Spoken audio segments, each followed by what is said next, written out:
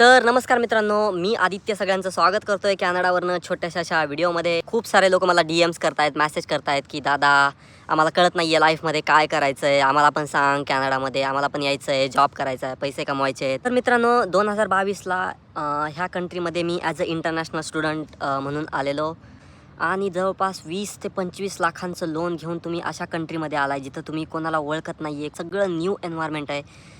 अशा ठिकाणी सर्वाईव्ह करणं खूप हार्ड असतं.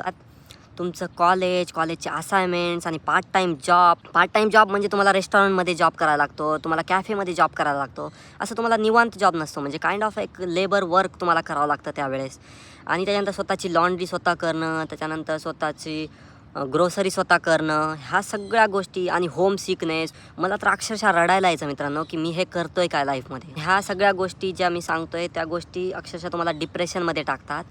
पण त्याच्यानंतर तुम्हाला तुमचं एज्युकेशन संपल्यानंतर तुम्हाला जॉब लागतो. म्हणजे मला जॉब लागला, जसं सगळं लोन वगैरे मी फेडलं, नंतर मी स्वतःची गाडी घेतली, इंडियामध्ये मी स्वतःची प्रॉपर्टी घेतली, ह्या सगळ्या गोष्टी होतात.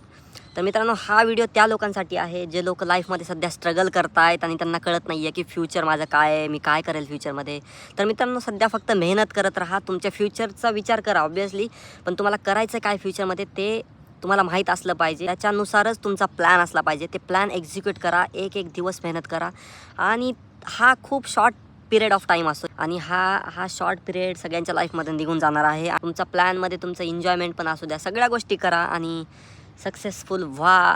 अशाच एका व्हिडिओमध्ये मी आणखीन काही गोष्टी कव्हर करेल.